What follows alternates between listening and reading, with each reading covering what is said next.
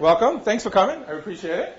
So let's get started. Now, first of all, before we really get started, I want to basically say that I'm here to engage. So I'm a very engaging person. So I don't want people just to sit. I don't want to just talk. So if we can, have a conversation. Like, what's your name? Alex. Alex. Okay. So you're going to ask a question? If I have one. Good answer. Okay. I like that answer. Okay, let's get started. All right. Who am I? This is setup, Todd. First, I'll give you a real quick background. My wife is actually Armenian. So she was born in Yerevan. She left in 78. So I'm an old guy. So and so, I've never really, I've known a lot, but I didn't really engage. But we decided about a year or two to go sort of get involved. So I am, I guess I'll start this one. Okay, by training, I'm an industrial engineer. My specialization is robotics. That's what I went to school for. So I do robots for all kinds of different businesses. But primarily, I migrated to software. I have been lucky enough to, let's see. So here's everywhere that, because I have a special skill and I did software, these are all the countries that I've been lucky enough to live in and work. And so I have all kinds of experiences in many, many different places. Like I was in China for about 5.5 years. So little things like that. So what I'm trying to do is, I tell you this because when we have the conversation, I'm going to give you a perspective of different ways, and having done different things in different cultures, I'm going to try to give you the sort of middle ground, the best way to do a lot of things. I have a number of startups, mostly all in the software business. But, I do things that I also really enjoy because in addition to software, I own an art gallery, a cafe. Like the art gallery, my little girl loves art, so we opened an art gallery. I named it after her. So she's 9 years old. When she walks in, she goes, "Hi, I'm Fiona. This is my art gallery." So she's really fun. And so one of the software that I started is called SalonBiz. Now, this is sort of, I just pulled a software. My main company I do financial software, which is really, really boring. It does risk analysis for banks. And I don't recommend it. I've been doing it for a while. It pays the bills, which is really nice, but it's not fun. So something like SalonBiz is much more fun and entertaining. And we're going to get into some of the reasons of why it's successful. It actually has been the #1 salon and spa management software for over 15 years in the world. And one of the things that I want to basically impress upon you is that I do some things for fun. I write different software. I do, things for fun. But most of my startups are businesses, B2B, because I live in New York City, and it's very expensive. And you cannot live in New York on, we don't need to talk dollars, but it's in the millions, let me tell you. Okay, I'm originally from New Orleans. And I was just in Jquery for the last week, and I'm happy to say that we're actually going to be opening up a branch office in Jquery, in the Techno Park, by the end of the year. So we're going to come back in October, and we're going to start to do some development. I see Amaya's there from GITC, and we're going to be working with them, which we're really excited about. So. And when I was talking to up there, I also made a little speech about some of the things that we're doing or things we want to do. And I wanted to say, when I talked to a lot of people, I got initial feedback like, this can't happen in Armenia. There's too many difficult things in Armenia, or even in Jquery. Oh, who wants to come to Jquery? Who wants to, we're a small town. And New Orleans, where I grew up, it was about 1.2 million, which is about the same size as Yerevan, right? About, whatever. It's a big city. Now, in 2005, if you guys ever remember the hurricane? Katrina, exactly. Okay, you see these buildings? These are 2 and 3 stories high. When I say the city got wiped out, I mean wiped out. Nothing left. There's literally like my parents, my brother, everything. I mean, nothing. No pictures, nothing, all gone. So the question was, and I was living in New York at the time, the city was basically dead. So how do we save the city? So, I'm from New Orleans, just like an Armenian from overseas would want to help Armenia. So I decided to get engaged in New Orleans. What can I do? The bottom line is we came up with something called Idea Village. And this is basically the conversation. The only way to survive was to create something from ideas, our own ideas. And we couldn't wait for big companies to come back to New Orleans. It was never going to happen. Never going to happen, because they wouldn't do it. Because they would say, what if there's another hurricane? I'm not going to build another factory. I'm not going to do anything. So we basically sat in a room like this, and we said the only way we're going to do it is ideas. So how many people have ideas for a startup here? Raise your hands. I have 2, actually. So I got lots of ideas. How many people have more than one idea? Ideas? Go on. You don't have any ideas? Or you just don't like to raise your hand? Raise your hands. Okay. So now Idea Village, and that's basically what we did. We took a lot of people that just said, let's share the ideas. So who has the idea? Do you have an idea? No? Who has an idea? There were a lot of hands. What's one of your ideas? I want to start a programming center in Jivan. Programming center in Jivan. Okay. It's a region, and as Gyumri, it has potential to be an IT center. Okay, great. That's a wonderful idea. I like that idea. Do you have an idea? I have many ideas. Oh, how about one? Just give me one right now. I'm writing a diploma now. It's about venture business. Okay, great. Like what kind of business? I haven't decided. Okay, so she has an idea that she wants to open up her startup, which is great. Sometimes I start with an idea. Sometimes you say, I want to work for myself, and I'll find that idea. Okay, now, as I said, New Orleans basically got wiped out. Now, here is the great results. New Orleans is the #1 startup city in America right now. More than Silicon Valley, more than San Francisco, more than New York, more than Los Angeles, Chicago, all of that. Wipes them all out. The #1 startup city in America.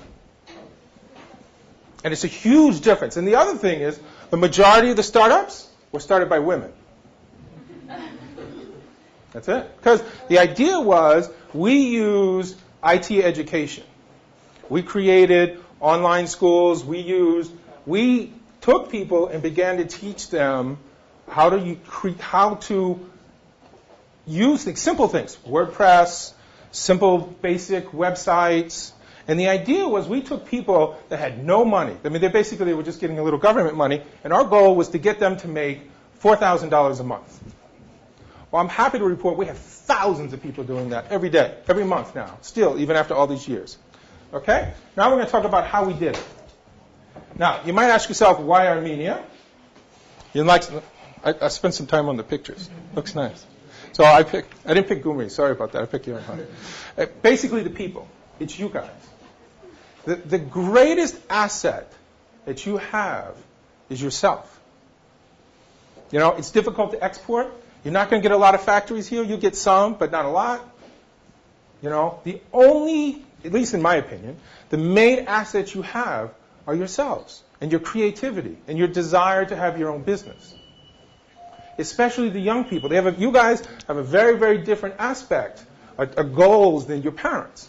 So hopefully in the next, which is going to be quite a while, I think 2 hours, we're going to try to figure out how we can get all of you guys to really be successful.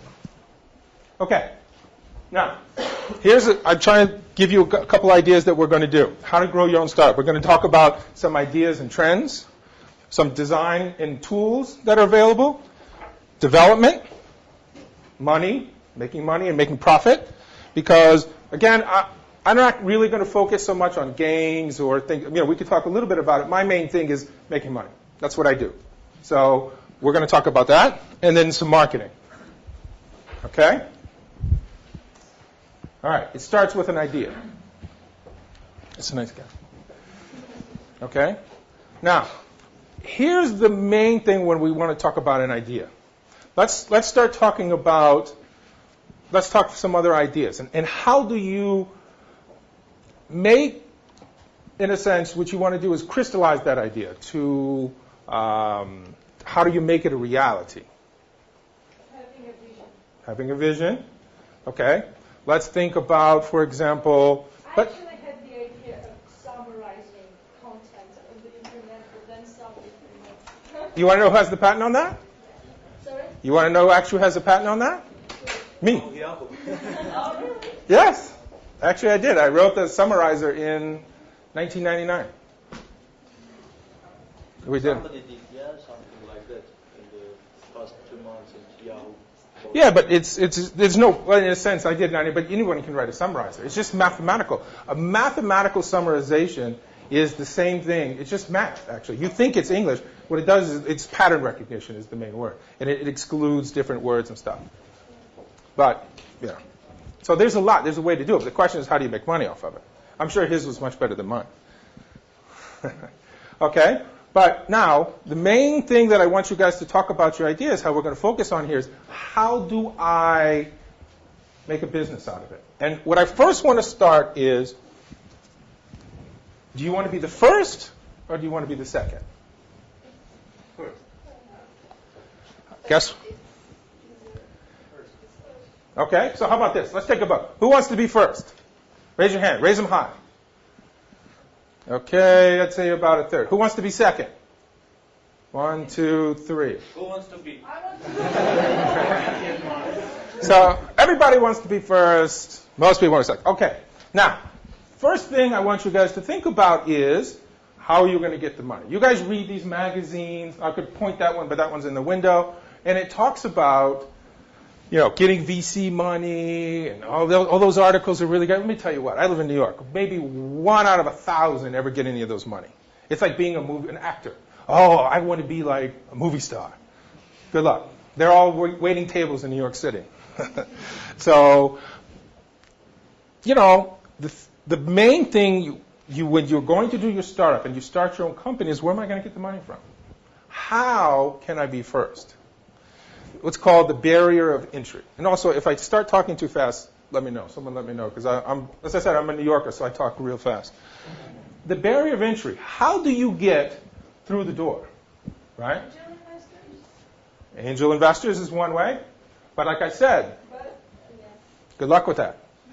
No. I have my main office is on Wall Street, and I get visited every month. I think I've invested in 2 in 10 years. I think it depends whether you have only an idea or you have something already realized. It's true. And develop, okay. Because But, it may caught attention of many people if you have something already done. okay. Which is good. Which is true. Okay. Now, when you do your startup, I can tell you, if you're actually going to do your startup, 90% of you are going to use your parents' money, your friends' money, your wife's money, your husband's money, your cousin's money. What's that? Or no money. Or no money. Good luck. Okay, which is an option. Okay, you're probably not going to get VC money. Okay, you're going to be using your family money. You're going to be using all of your own money. Even worse, you're going to end up, as you start business, you're going to end up going to borrow money, and you're going to put your house, your car on the line. So let me tell you what. If you want to be first, let's talk about odds. Okay? My suggestion is, let's say you have $10,000 in the bank. Okay? When people come to me, I call it my red rule. People come to me and say, oh, I want to, I've got $10,000, I want to do a startup. I tell them very clearly, you have 47.37% chance. I said, I got a much better idea for you. Take your $10,000, go to Las Vegas, and put it on red. Let them spin the wheel, and you have a much better chance of making money. Because if you want to create a Facebook or some type of social media, you have 0.0047% chance of winning. Now, it's not what you want to hear, because everybody wants to do their own startup. Everybody wants to create their own Facebook. Good luck with that. It depends on many things. Depends on a lot of things. That's right, summarizer. I wrote a summarizer 10, 12, 13 years ago. I'm not the millionaire. The guy, little kid, wasn't he? He was like 18 years old. 15 or 16. You made him, he's a gazillionaire. Good for him. Doesn't happen, right? Now, think about it for a second. You can just put the money on red and make a safe bet. Now, the question is, how do you make a calculated risk? And that's what we're going to talk about. Everything is risk. How do you make a good calculated risk? What's the difference between this and this?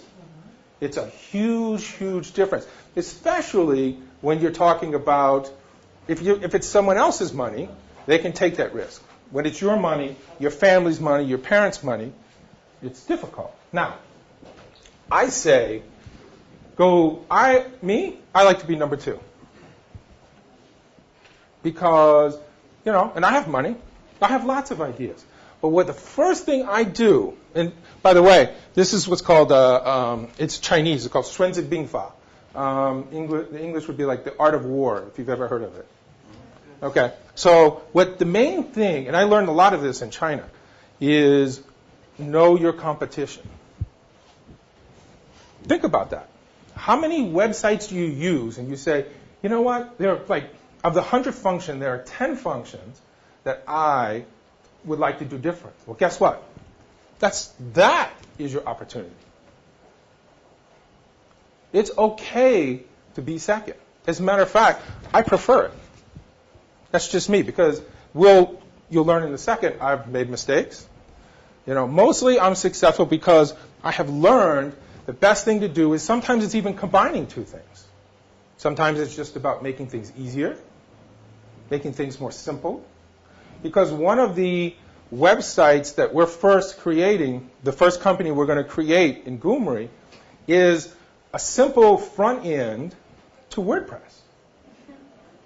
You know why I thought? Because I had 100 people, friends and whatever, use WordPress, and they all complain how they hate the interface and the fact that they try to get one of their employees to use WordPress, and they can't stand it. And you have to train for months and weeks just to do a simple post. Then they get a new employee, and they mess it up again.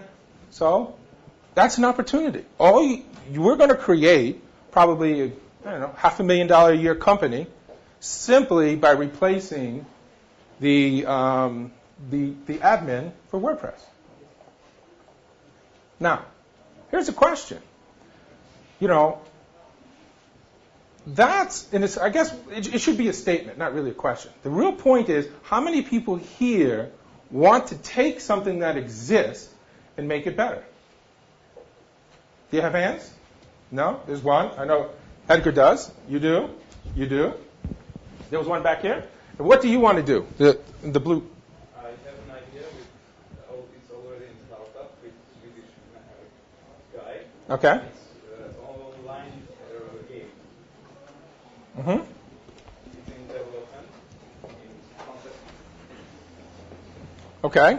And so you just a different game, so it's kind of thing. And you here? How do you want to make something different? I want to make a new social media site, but with slight improvements from Facebook and others. There's a lot of features. Okay.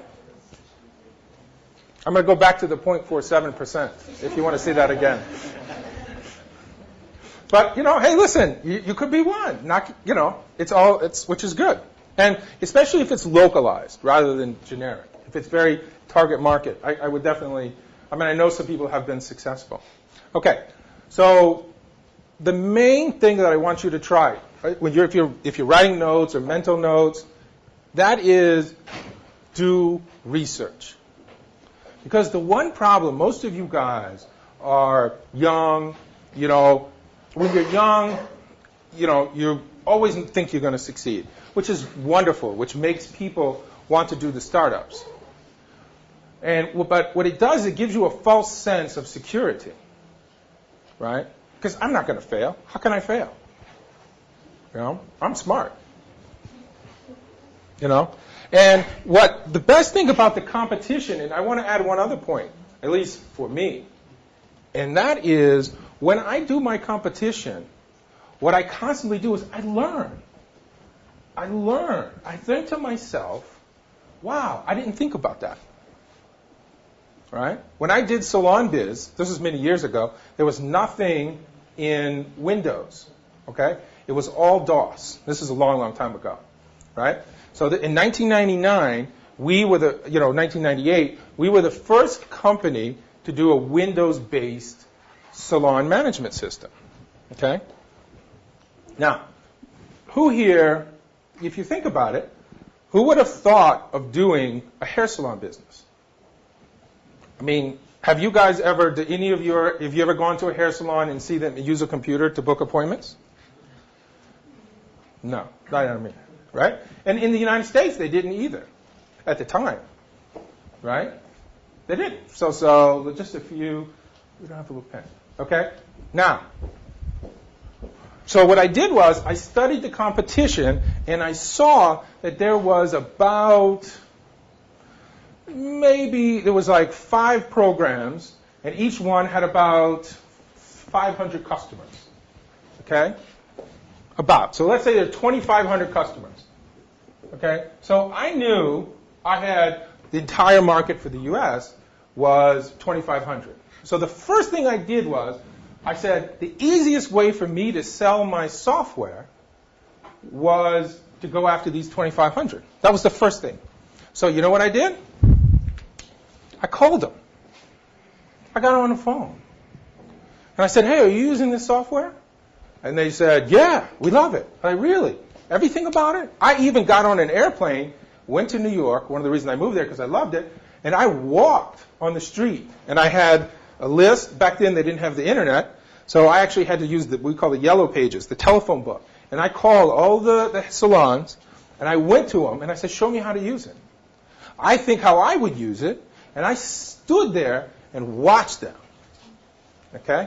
Back then, they were buying the software. You could buy the software for about $800 US back then. So you had to buy it. You had to buy the whole thing. And I thought to myself, originally, I was thinking, I could probably get, my goal was to get about 1,000. I thought I could probably get 1,000 because I was going to be in Windows. Windows 95 had come out, and it was all excited. Now, my lucky part was, if you guys remember, there was the Y2K thing came out, and everyone was going to have date issues. So I did a lot of advertising on this. Now, the other thing I thought to myself, and we'll get to, is $800 is a lot of money to buy a software. That was the number one complaint. Because I was like, would you buy something else? And they're like, I already spent $800. So if I want to sell it for $1,000, how am I, they've already paid $800. How am I going to get them to switch over to $1,000? So what do you think the solution was? If you want to make it easy for someone, how would you do it? Your idea? Suggest them to change it. Well, so you can suggest a change, but again, they've already paid the $800. Lower the cost, but then I don't make any profit. Maybe Long term. Right. Long term. So what you're really talking about is like a payment plan. The word is subscription. So what if I told you could do it for $50 a month? No down payment, no nothing. You just pay $50 a month. And you're like, okay, fine. All right? So, I lost it. I'll get it back. So that's basically was the deal. I did the research, and I basically came to the conclusion after talking with a bunch of people, it was like, that was what I learned. Not only did I learn the functionality, then eventually when I watched them, what they liked, what they didn't like, I also learned how am I going to get in. Okay, just to let you know, right now, Salon Biz has about 14,800 clients around the world. I have 5 minutes? Okay, all right, so let's go. Am I done in 5 minutes? Or is that break time? Oh, okay.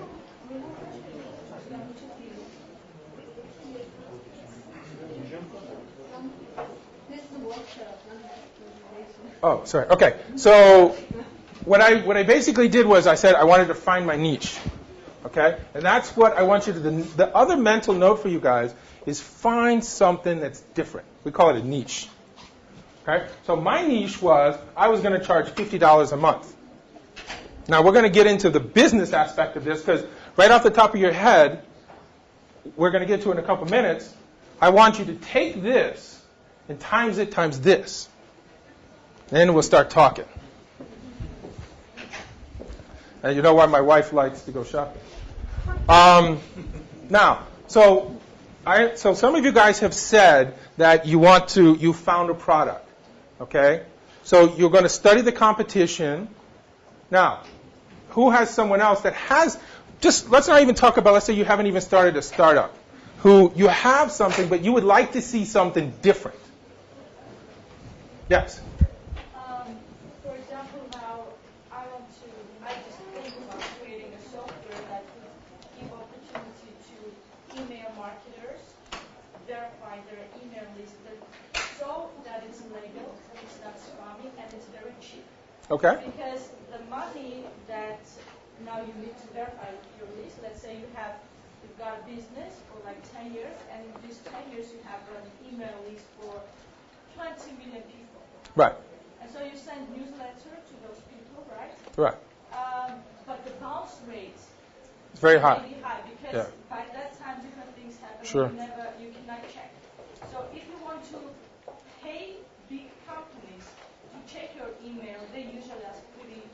It's 10 cents an email. Yes, but if your list is big. Yeah, sure. I know. I have a big list. Believe me, I have several big lists, and it's very expensive. It's a good. Yes, that's a great idea. But also there are kind of now softwares that cost $100 or $400, $1,080, depending. But it's like kind of what they do is anything. Right. I believe it's SMTP, which is Right. The service may think about that as a spammy activity and they block that. Exactly. So I want to, for example, it's very difficult, I know, but I hope to find some. Well, then the only problem is you'd be blocked by spammers. Probably you'd be considered. You'd get hooked in as a spammer yourself. But yeah.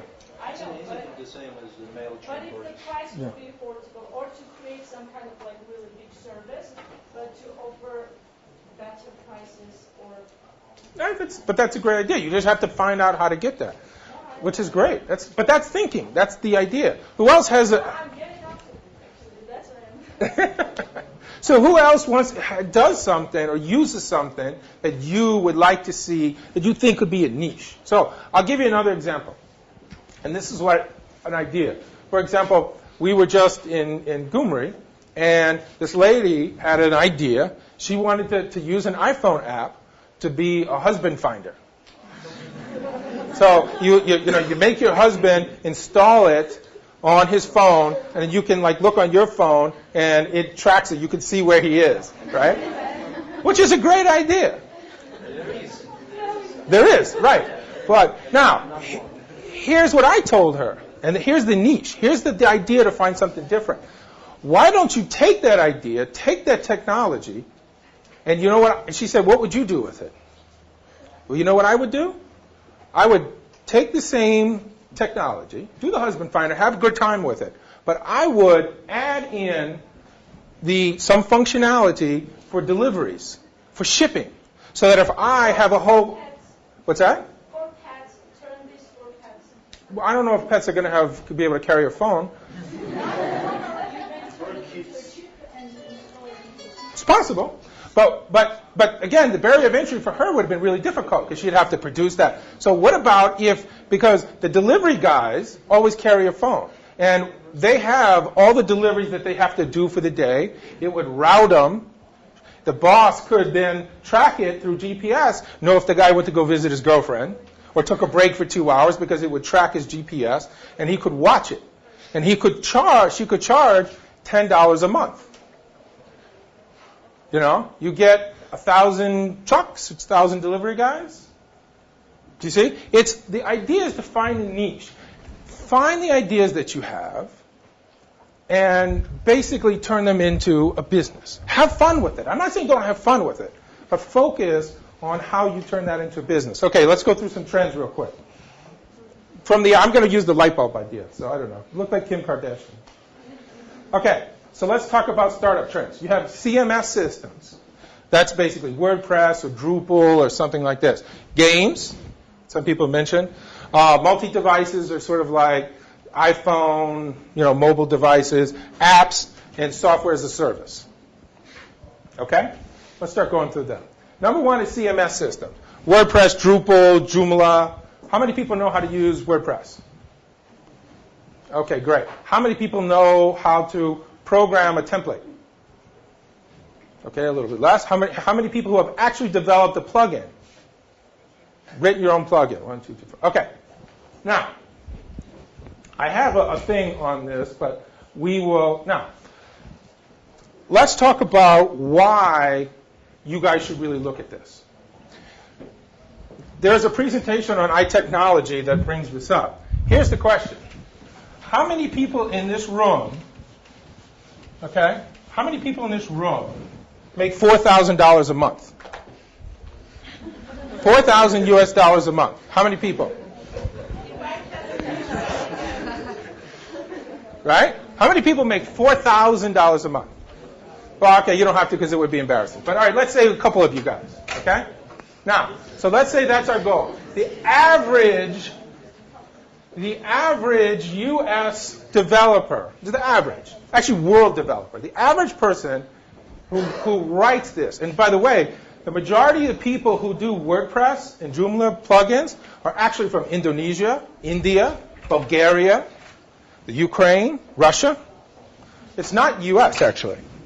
They make on average 4,000 US dollars a month. Now, how do they do it? And let me tell you why.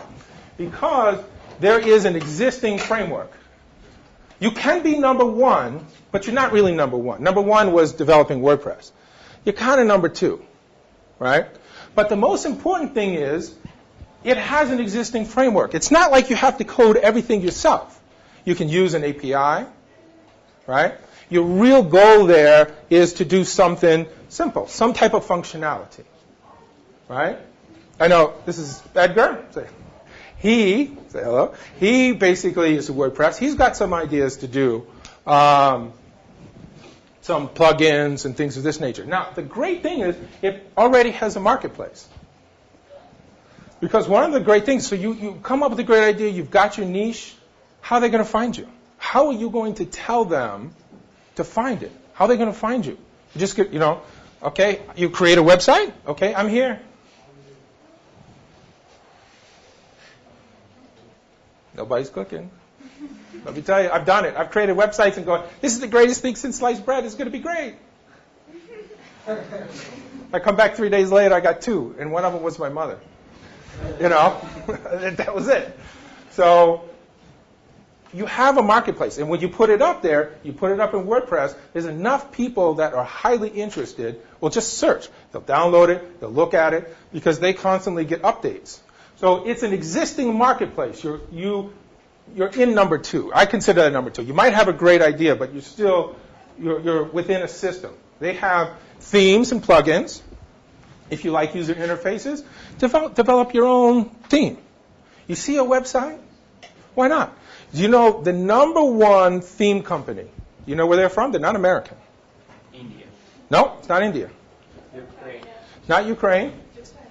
Not China, not Japan. Armenia. It's not Armenia. Maybe soon, hopefully. Not Russia. What's that? South Africa, I don't know. South Africa. Yes.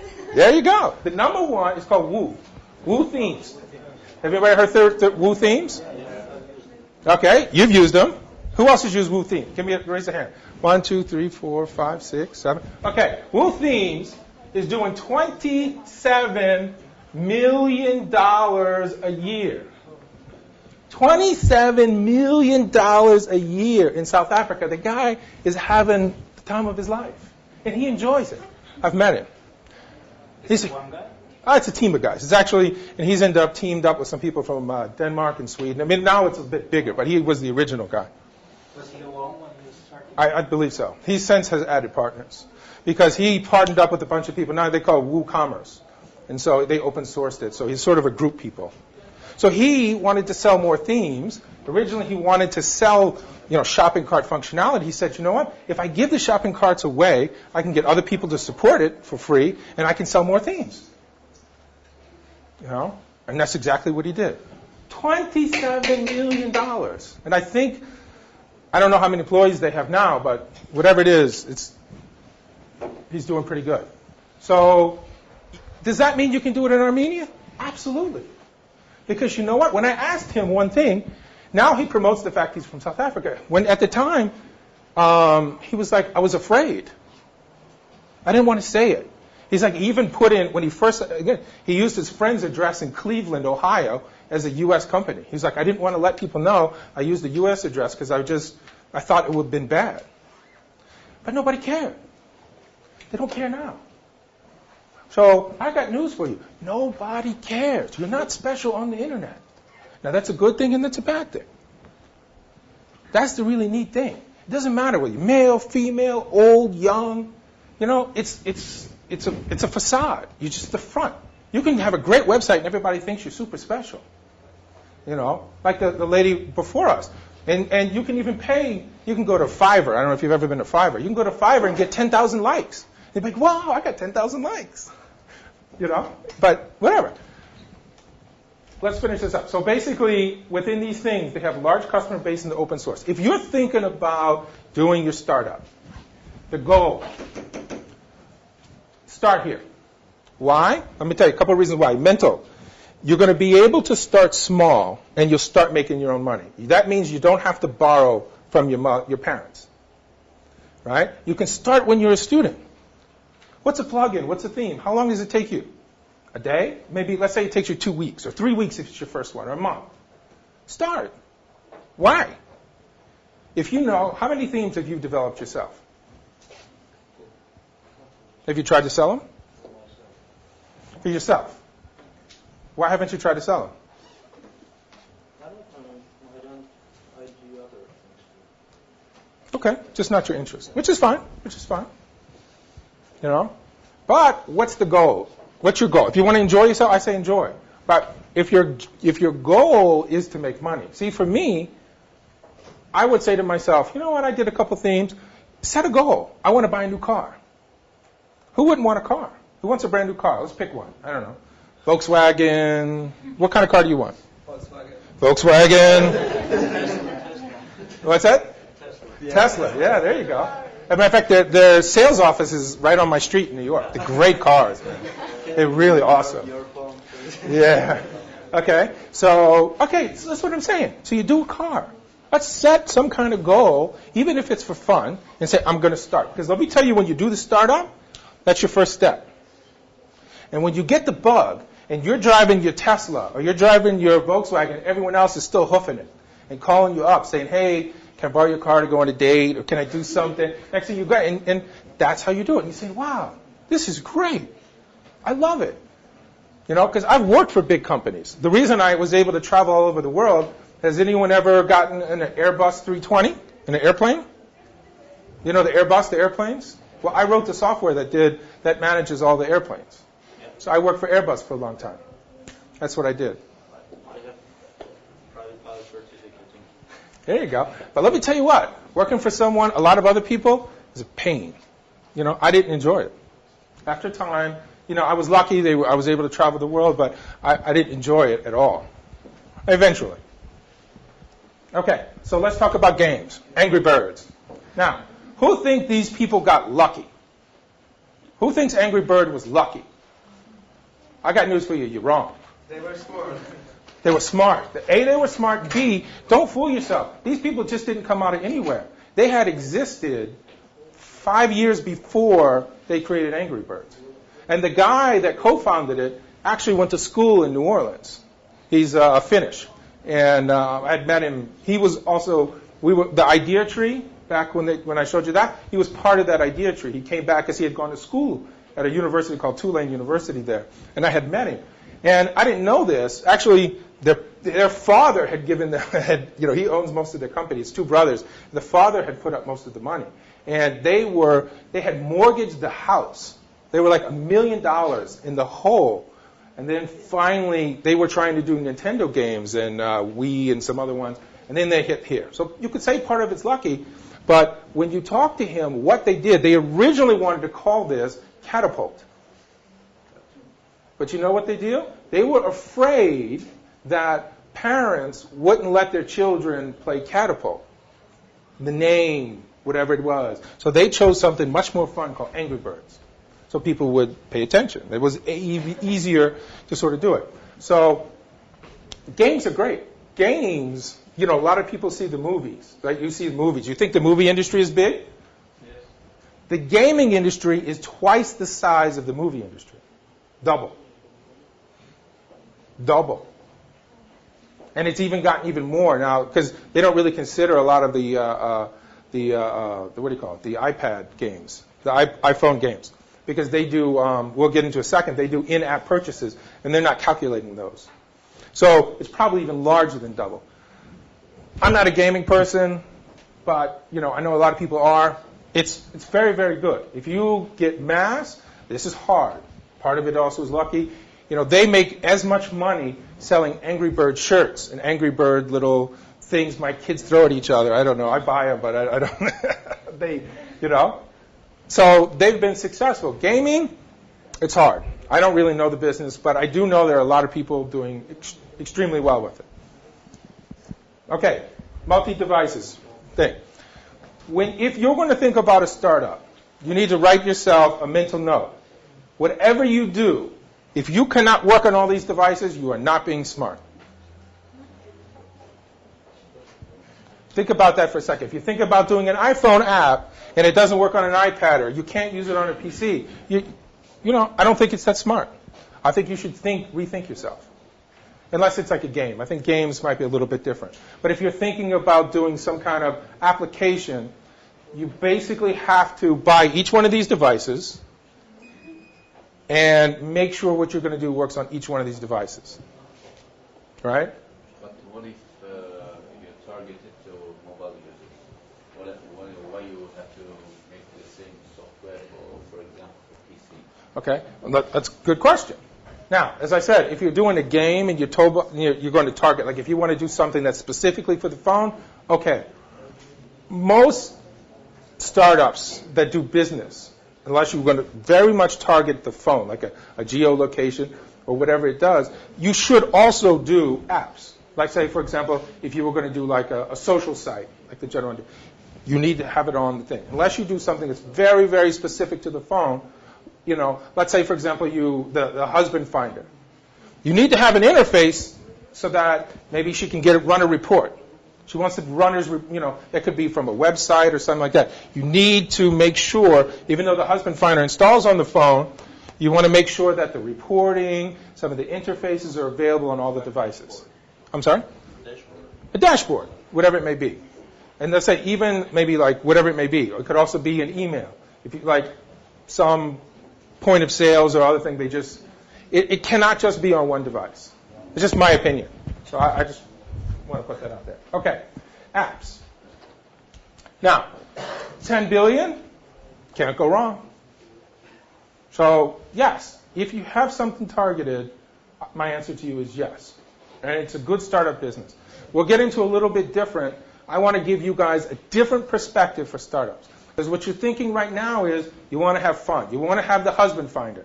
Well, the husband finder, if you think about it, she probably might sell what? First, she'd probably have to give it away for free, and maybe she would have some extra features on it. But she might make maybe $3,000, $4,000. But if you did the trucking software, you'd be making $20,000 a month. And that's what we're now going to start moving into. I want to have you guys think of something different. How can you take something that's fun and turn it into a real business? Okay? Because I've talked to a lot of people. I met a lot of people in Jquery, and a lot of the kids. Met a lot of people, the students, and everybody wants to have fun.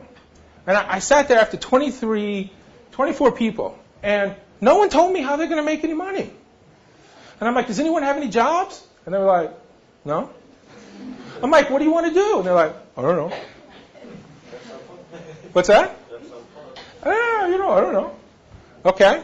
But, there are people that, and one of the reasons is that we want to come here, and one of the messages that we're trying to preach, everyone, like a lot of Armenians overseas, and because of my wife's on the board of the Armenian Fund. I don't know how to say that in Armenian. What is it?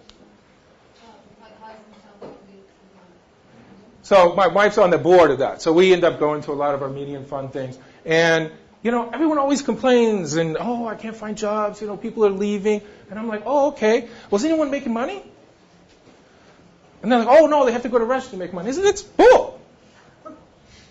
Bull. Let's focus on the $4,000 a month and stop playing games. That's it. That's that's the root of this conversation. Okay. The number one thing, and I love this picture. I found it on the internet. I stole it, but.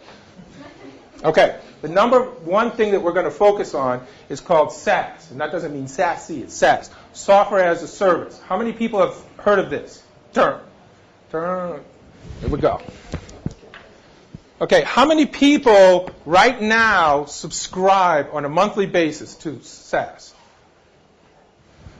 Here, there.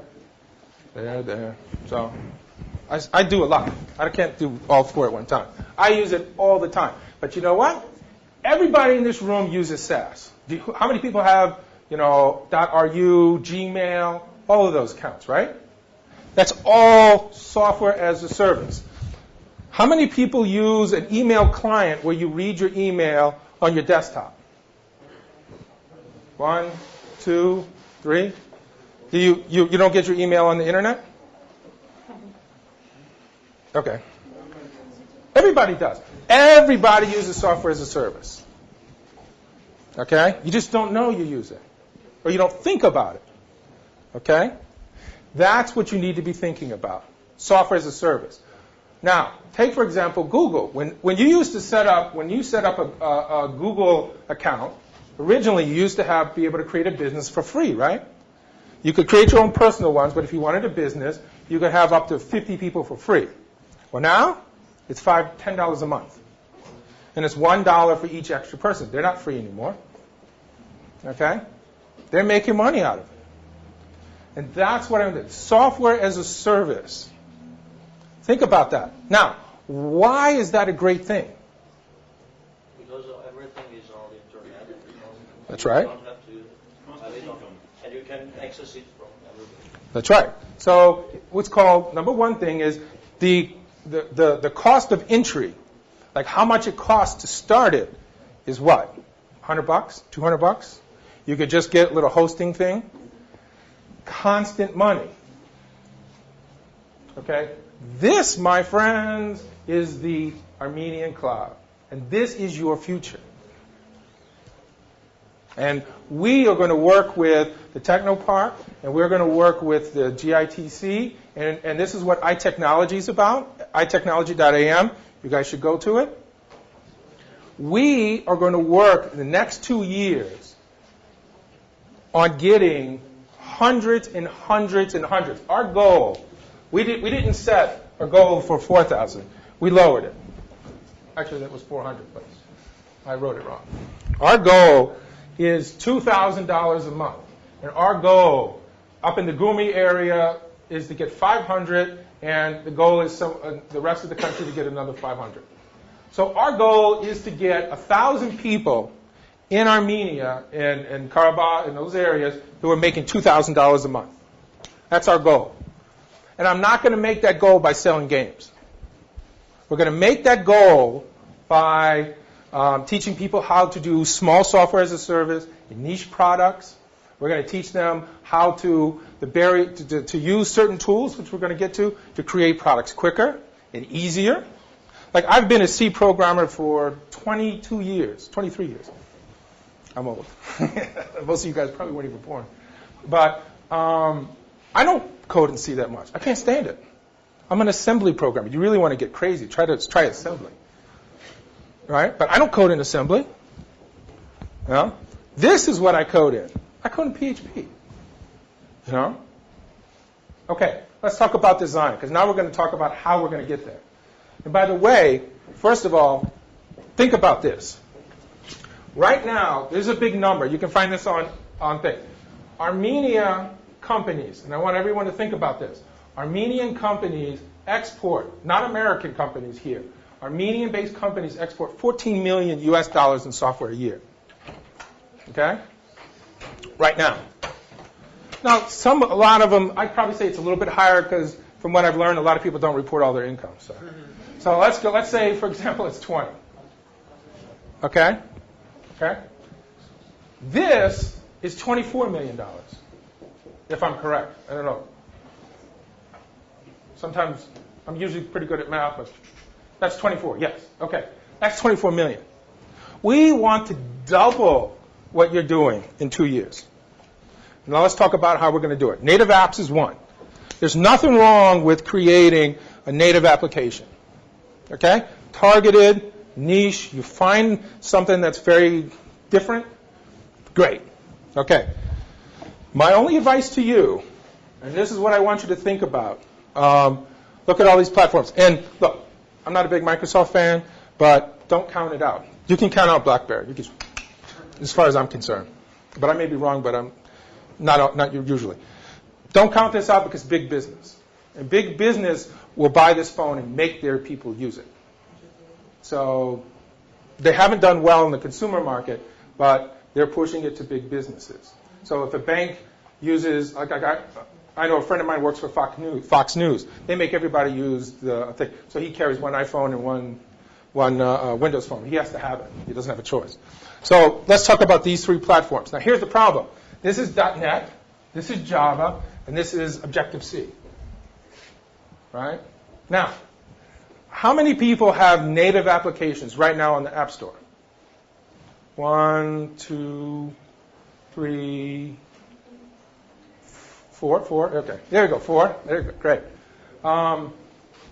So we have 4. How many people have Android apps on the Google Store? 1, 2, 3, 4, 4.5. Okay. Right? Well, forget Windows. Then nobody has Windows. I'm not even going to say. Okay. How many have the same app both here and here? 1, 2. What's that? 3. I didn't see it there. Okay. Okay. Now, how many? My question for those 3 people: Did you code your app in Objective-C here, and did you code this in Java? Did you do it twice? Yes. Yeah, instead of using Sencha. What's that? Instead of using Phonegap or You use Sencha, which was I'm going to get to in a minute. Yeah, exactly. Okay. Did you code in both Java and Objective-C? No, you can do C and then use NDK for Android. There is also Right. Titanium. Yeah, Titanium, which we're going to get to in a second. Exactly. So the main thing that I want people to think of is, we're going to get to it, which is great, because that shows you guys are super smart. Big companies do both, which is, I think, stupid. Not even just insane. It's stupid. So when you're doing native things, think about the language. Java, C. Now, what I want you guys to think about is even, like you mentioned, Titanium or something else. There are a lot of other ones. How many people here have ever heard of live code? Good. 1, 2. Have you ever used it? Good. Smart man. Smart guy. Okay. Live code, this will show my age again. Apple used to have a system, it's called HyperCards on the old Macs. Okay. Live code is a derivative of that old HyperCard system. Okay. Like if you ever use the IDE, it's like a form. You do a card and you drop your objects on the cards, and then you can sort of code it. It's not really a scripting language, but it's more English-like syntax. You type sentences. There's no like X is equal to Y plus Z. So you have variables, but you don't do it that often. It's much more of in some ways it's more difficult. In other ways you can take 15 lines of code and put it in 1 line. So it's a balance. Sometimes it's more of a pain, sometimes it's not. Now, here's the difference, okay? And here's what I want you guys to think about this. Now we're going to start the thinking point. My 9-year-old daughter, who, by the way, is very precocious, sort of like, she's like a little Chihuahua dog. I don't know if you have Chihuahuas here. A little Mexican dog. So she came to me and said, Daddy, she's in the Girl Scouts, which is like a little girls club. I need my own iPhone app. And I'm like, what? So she didn't know how difficult it was. She just know, okay, you press a button, you download it. What's the problem? How difficult can that be? It takes, 5 seconds to download. Can't be that difficult. We created an app in about 17 days together with her. She was able to create a great app. Let me tell you what, you would not have been able to do it in Objective-C unless you were really good. It would have taken you months. We did it in live code in less than 2 weeks. She did most of it. I taught her live code in 2 weeks. And let me tell you what, 9 years old. She's bright, but, you know.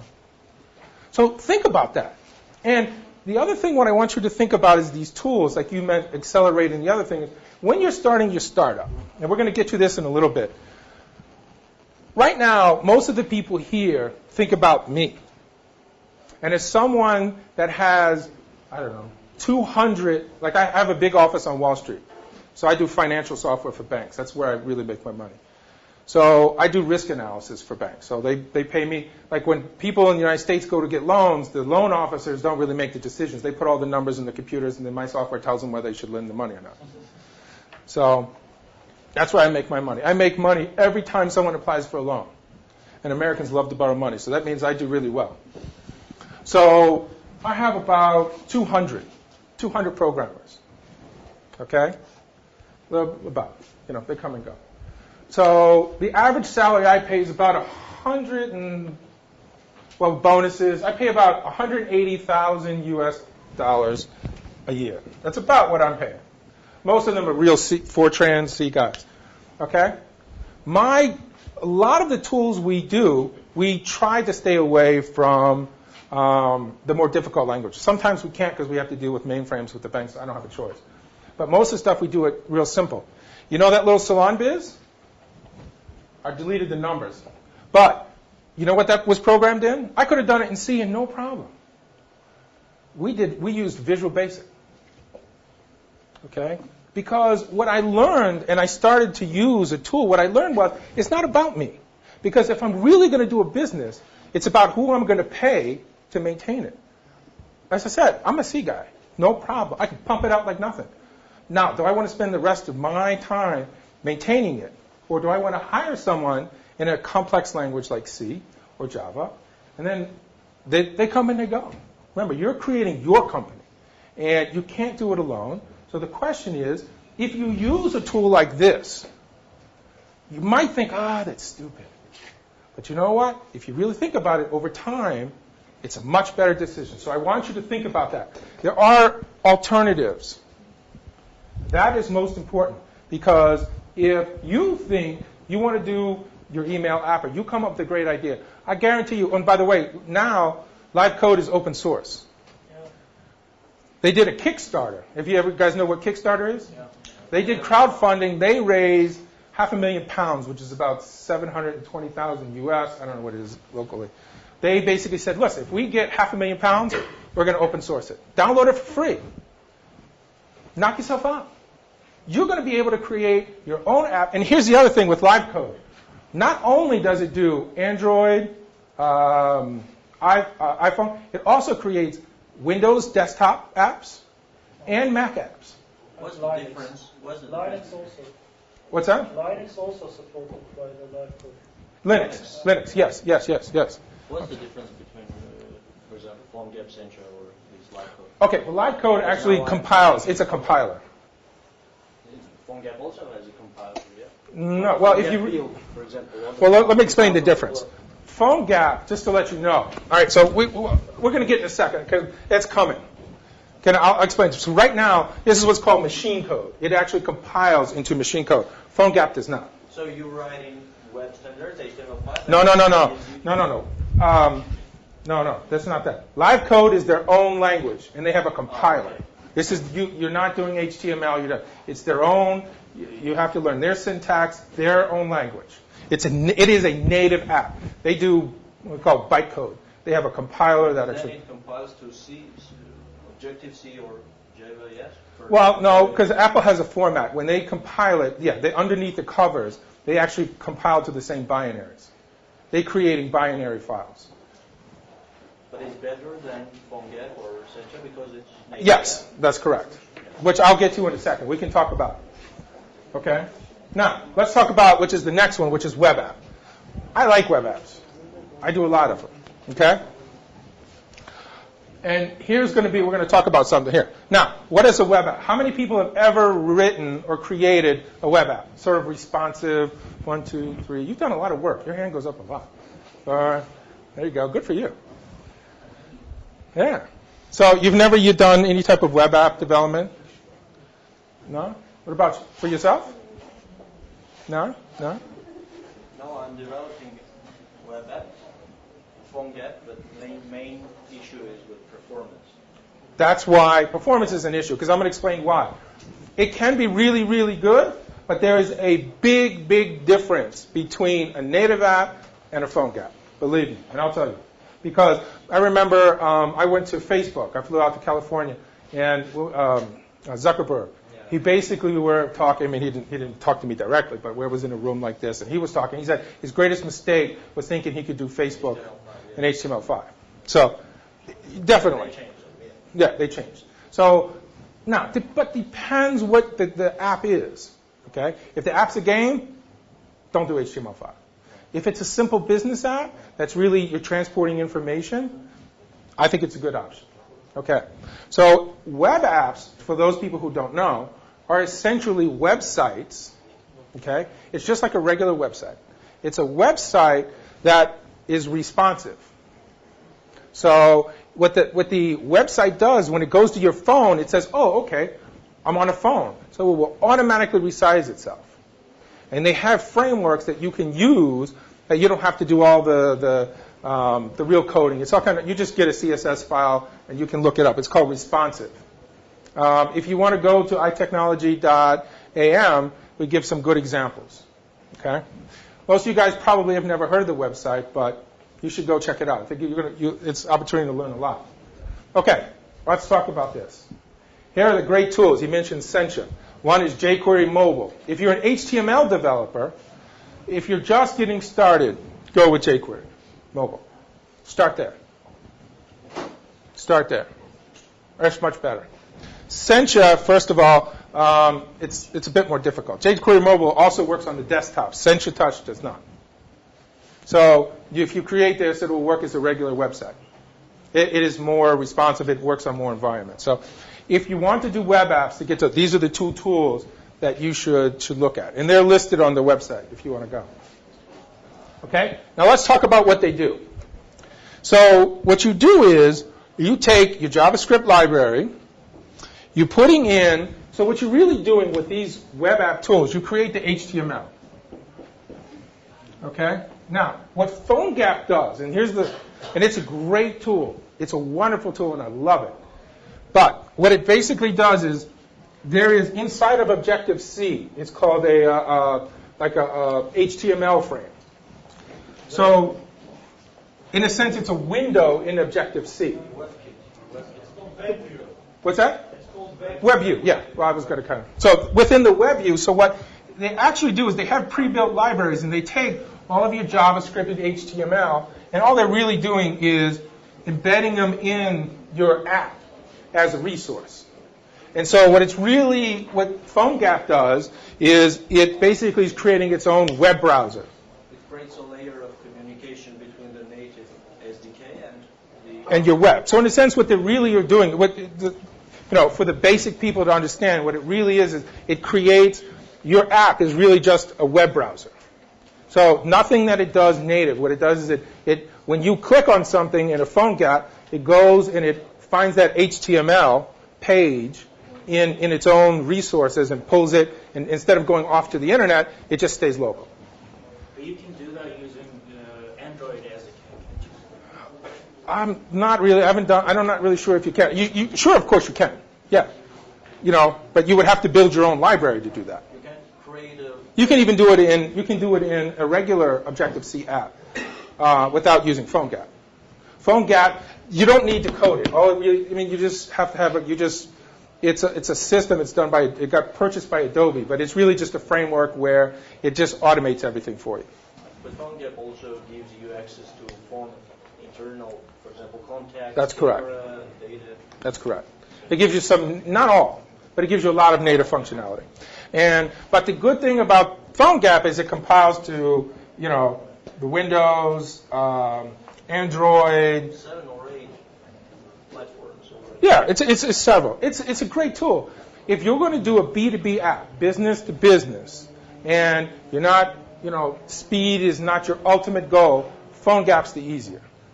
Now, me personally, I also like live code, but the great thing about the Phonegap, you can do it in HTML, okay? And one of the good things about that is it allows you to, let's say if you don't want, someone doesn't want to install your app, it allows you to create the same thing on the internet, so that you could also then, so that they don't have to install it. They can just go to the website and, you know, you could, yeah. Does it complicate the debugging process?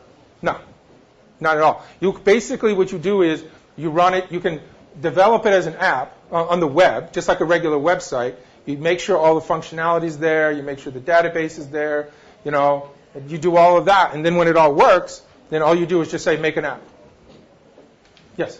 Do you know any successful application built by Phonegap? You go to their website. If you go to the Phonegap. Well, what's successful? There is not much. I mean, Sencha or Phonegap. I mean, I've never seen any applications popular similar to like Viber or WhatsApp built on Phonegap. Yeah, It's but for prototyping, but I mean, it's very risky to go to production with that type of technology. depends what app you want to do. See, this is what I'm trying to basically say. For what? What do you want to do? Actually, I can tell you as for what if like again, if I were going to do a business app and all I'm really doing is data entry, I disagree with you because I know, for example, my personal experience, I know a company that has a point of sale, okay? They basically have a cash register. And they use Phonegap for all of their reporting and everything else. They have 20,000 users or more. But it's small scale. Well, I think 20,000 users is pretty high scale. I mean, it's a multi-million dollar company. Yeah, I agree with you. Yes. If you compare it to consumer businesses, that's different. Yes. This is not Facebook. Yeah. This is not Facebook. Okay? Even Facebook have done it. Facebook tried and failed. And if they can't do it, you can't do it. But we're going to go back to the odds. We're not talking about mass apps. And this is what I want you guys to get in your head. Take Facebook, put it on the wall, and leave it there. The goal, how many people here want to make $2,000 a month in Armenia today? Actually, I don't want to. I need to make more. My mortgage is $12,000. So, do you know what I'm saying? I want you guys to think different. And I agree with the gentleman in the back. It's not the optimal situation. But you know what? If you want to do an app, and you want to do it native, unless you use something like live code, it's never going to get done. It's never going to get done. I got news for you. It's not going to happen. Take something that you can succeed with. Take a small step. Why does you have to be a Facebook? Be okay with $2,000 a month to start.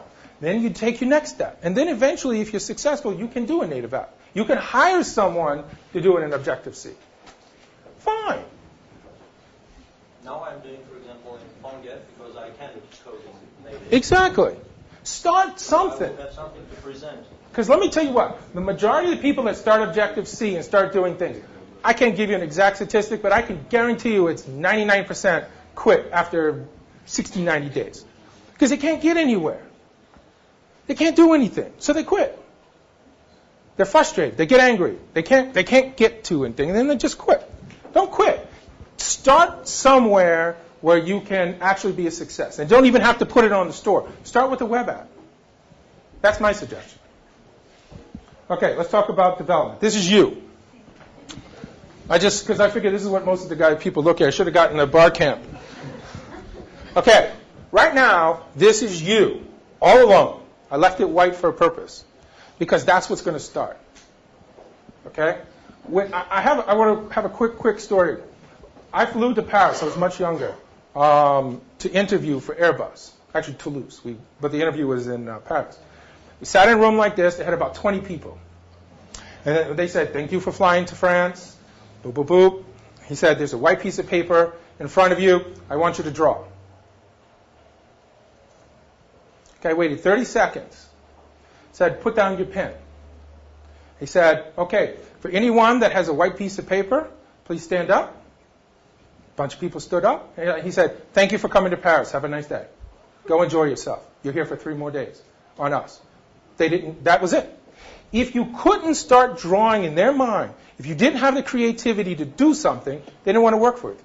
They didn't want it. And the French sometimes are they're kind of difficult in some ways, but they're very innovative in another way. What's that?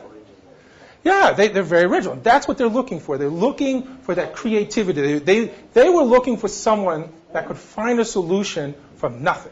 And if you didn't have the innovation to start drawing, you were the wrong candidate for them. They had already done some psychological evaluation, so that's how they figured it out. Okay. Luckily, I drew. Okay. Here's my suggestion to you. How do you get help? Find some other help. Find other freelancers. Find out where you can get help. Now, we are actually going to create an online school. I'm not going to diverge too much, but we're going to create an online school for Armenia. It's a tech school that's going to be completely in Armenian. That's going to help people to learn all of these skills. And not only are we going to do all the technical part, we're also going to do all the business aspect. How do you start a company? How do you make money? How do you start as a freelancer? How do you do a plug-in? And we're going to do everything in Armenian. We're going to call it Learn IT, Learning. LearnIT.am. Now, it's not up yet, and it probably won't. Well, the site's there, but it's kind of there. This, we probably, if you come back in like 60 days, you'll be able to start learning how to design websites, start learning to do things. So here's you. Find out where you can get help. There's a million resources in the internet. We're going to do Armenian because we feel that it's going to be in Armenian and English because we feel that we'll get more people. For us to get to 1,000 people, we think we're going to have to do it online. It's totally for free. I'm paying for it, so enjoy it. So it's my gift to Armenia. We're going to create an online university for free. Actually, my wife. Okay.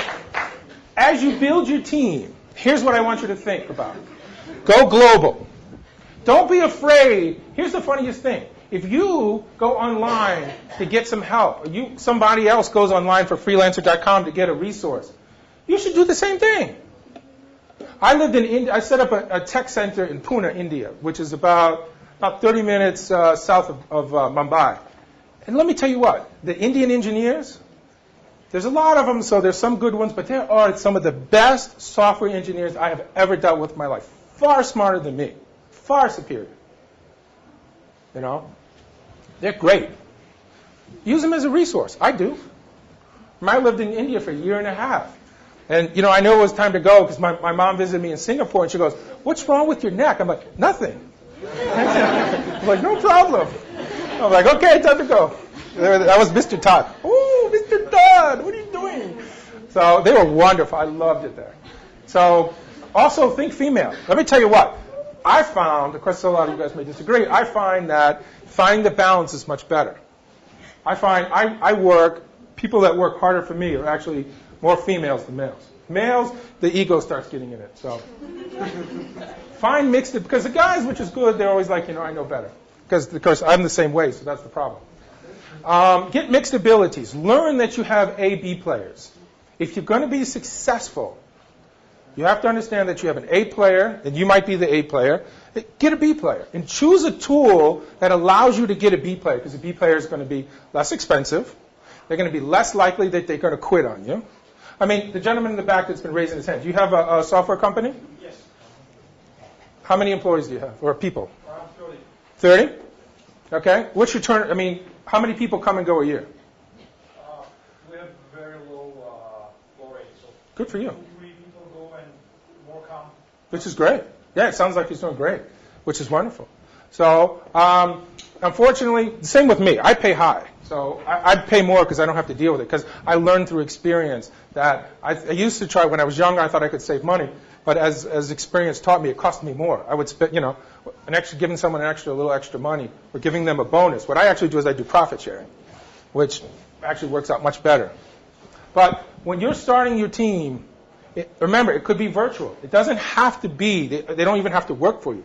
It's also finding partnerships. Because one of the things that we hope to do here is create a network. We're inside of the Learn IT, we're going to set up this other thing that we're calling like Idea Tree, where people can communicate so that you can, if someone's good in graphic design, you can just outsource that to them within the own community. So think about that. That's just an idea. Okay. Project management, you guys don't really want to hear about this. Basically, one of the things that you'll start to learn, and this is a huge issue, because I've already done 2 projects here in Armenia. They were both failures, by the way. We did not do well. Huh? Project management. It was terrible. Terrible. They didn't comment their code. They didn't organize it. They didn't communicate. I'll be honest with you. I mean, I know that's not what you want to hear. The project management skills were abysmal. You know? They're really bad. So how you plan to fix it? Well, we're going to train. This is training, and it's experience. You know, my project management skills when I was young, when I was like you, were terrible too. But you know what? When you work for an airline company, they teach you how to do project management because it's real simple. If you mess up in your software, plane goes down, people die. Well, guess what? You learn project management. So one of the things that we hope to do at the Learn IT is teach project management. You know, and part of it was also hours. You know, one of the reasons we're setting up a center here is because, you know, when we were coming to work, they were leaving, and when we were leaving, you know, we didn't really get FaceTime. So, but project management software, just something to keep in your head as you get along. Do you guys use a project management system? Yeah, but we are mostly Scrum or Scrum company. We think that Scrum is the answer of all project management. Yeah, which is great. Find your tool, but at least you use a tool. Yeah, the Scrum is about using as little tools as you can and moving away from electronic tools to physical tools. That's all about Scrum. It works for us very well. Good, which is great. But have some kind of structure. And when you're starting your company, think about that. Okay, second thing. Am I done? No, but you can leave a few minutes for questions, answers. Okay, well, how much time do I have left? Because I can start. 5 minutes. Oh, wait, wow. Okay, so let's start going through the slides real quick. So we can go through. You can find this presentation online, by the way. Entrepreneur experience tips. We can just go through this. Let's talk about making money real quick. Okay. The most interesting part. Okay, so we've already talked about this. Here I want to talk about one thing, advertising. If you think you're going to start a website to start doing advertising, okay, don't do it. Okay, and I'm going to tell you why.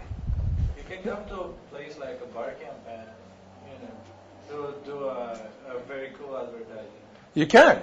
Yeah, kind of engagement. Which is great, but how you can make money out of it? Okay, $236,000 in the toilet. So I could tell you I had a lot of successes, but guess what? My $236,000 went in the toilet. That's very expensive toilet paper. Why? Because let's do 30 seconds. Okay, this is my advertising story. What's your name? Vog. Vog, are you married? No. Okay, Vog's not married. So Vog wants to get married and wants me to advertise on me to basically find a wife. So I'm going to take Vog's picture and his phone number, and I'm going to now go around to all the women, available women. I'm going to say, here's Vog's picture and his phone number. Now, Vog's going to pay me $200, or let's say $1,000, because you have to make profit. So he's going to pay me $1,000. Vog doesn't get any phone calls. So Vog wants to stop paying. So I say, Vog, hey, how about this? You give me $10 every time someone calls. Okay? But now, for me to go do that, I got to pay someone to go talk to Vog. That's another problem. What happens if it's up to then? That's right. Then the other problem is, I get this, well, whoever's married, the gentleman next to him, but here's the problem. The Vog's going to be upset. He goes, okay. But he's going to basically say, what happened to me? I'm not getting any phone calls, but yet you put someone up on your side. Then you hire someone and you lose even more money. I tell you how much you lose. I was one of 4 people. We lost over $1 million. Okay, native apps. We talked about that. Let's just, real quick, let's talk about making money. App sales is one thing. My suggestion to you is have a different version. Have a free version and then have a pay version with more features. In-app purchases are okay, but that is mostly meant for games. If you do games, my suggestion is do in-app purchase. If you're doing a software, my suggestion is sell and upgrade. Just for me. But it depends what business what you're getting into. Maybe for your business this is right, but this can't be true for everyone. No, that's what I'm saying. Actually, I think majority of cases now, successful applications are free to download, and when in-app purchases their monetization model, and it's getting bigger and bigger. I agree wholeheartedly, especially for the games. And And this is good for marketing also. I totally agree. As long, whether you do, they're both. Either way you go. Upgrades can also be sold as an in-app purchase. Yes, the same thing. Whatever. In-app. The good thing about in-app purchase is it is contiguous. Meaning, like they might spend $5 today, another $10 next week. As long as you keep engaging them, they will keep buying. Yes. I would agree about paid apps concerning business applications. Yeah. Because it's really more conservative market and probably used to pay for the tools. They're ready to pay for the tools. Actually, you do the pitch before you sell the application. Right. Okay, we got 5 minutes, so I'm going to go real quick.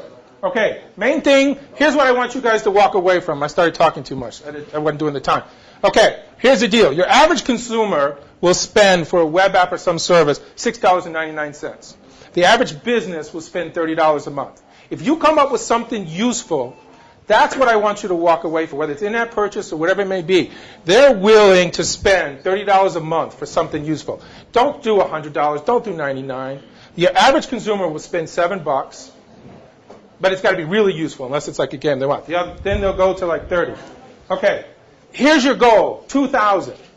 Okay, if you're selling a service at $30 and you're doing 2,000 a month, how much is that? $60,000. Clap. $60,000 a month. Actually, it's $59,980. Okay, the second thing. If you're going to do a startup, diversify it. Get contract work. There's nothing wrong with doing contract work. I still do contract work. I charge $350 an hour. So I still do it. Why? Because, I don't know, it's fun. Get consumers. Plus, when you get contract work, people give me innovative ideas because I deal with different companies, right? Also do consumers and business software. I'm going to hurry up real quick. Save the money. Okay?